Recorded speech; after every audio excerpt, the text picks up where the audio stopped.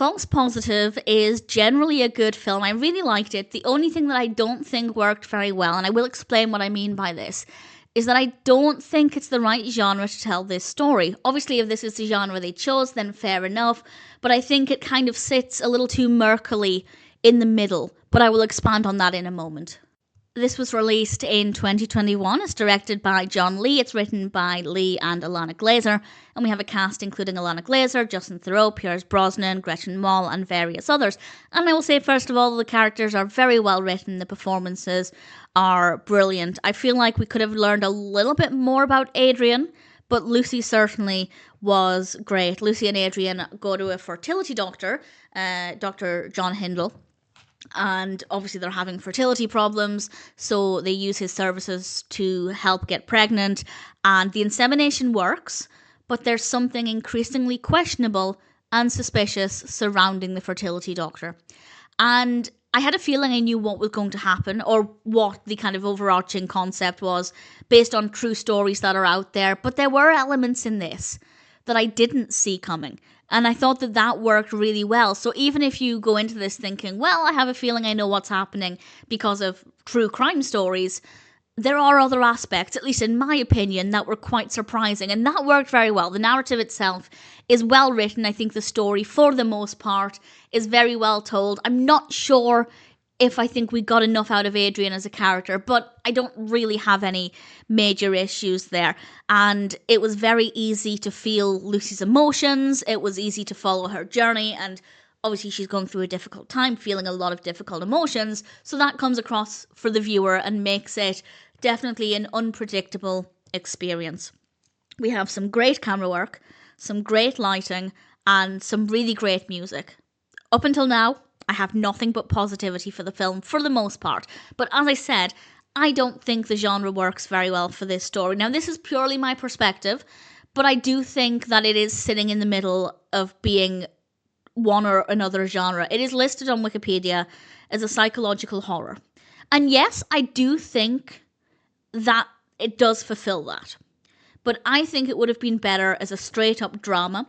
I think it's addressing a topic that, unfortunately, has affected a lot of people in real life, at least in a roundabout way. Not necessarily exactly like this, but certainly it's a story that has really significantly negatively impacted a lot of people.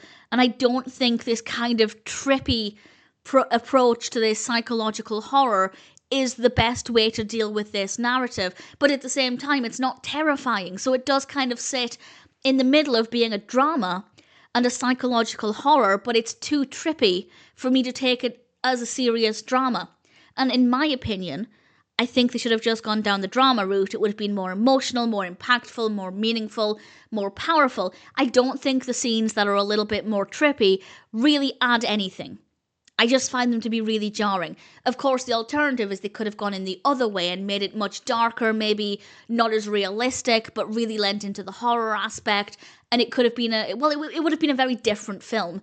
But they would have then been able to play with those more trippy scenes and scenes that are maybe a lot more unpredictable and questionable, and definitely lean into the psychological horror aspect. So I think the genre doesn't work. It's not that I'm not happy for it to be called a psychological horror, but they haven't lent into it enough.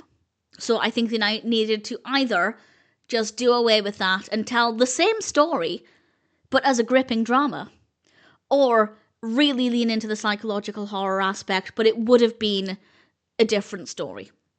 So that, I think, doesn't work, and it does kind of ruin the film a little bit because there are elements that are jarring, they feel out of place, and the story isn't as impactful as it could have been.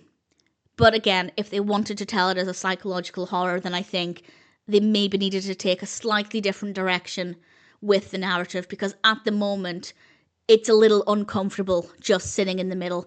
But at the end of the day, I still came away from the film feeling pretty satisfied with the experience. There is a lot of room for improvement with the genre. Again, I feel like it's sitting kind of in the middle there, and it could have been a lot more gripping and compelling. But the story still works. There are still quite a few elements of surprise that are very well delivered. The performances are very good, very well written characters. The technical aspects are all well handled. So I recommend it, but I would say if you're expecting a strong psychological horror, it might not scratch that itch if that's what you're in the mood for. And if you're looking for an emotional, powerful drama, again, it has a lot of potential there, but it just doesn't quite jump over that hurdle. But I recommend it. It's still not a bad film. False Positive might be one that's worth watching if it sounds like a film for you.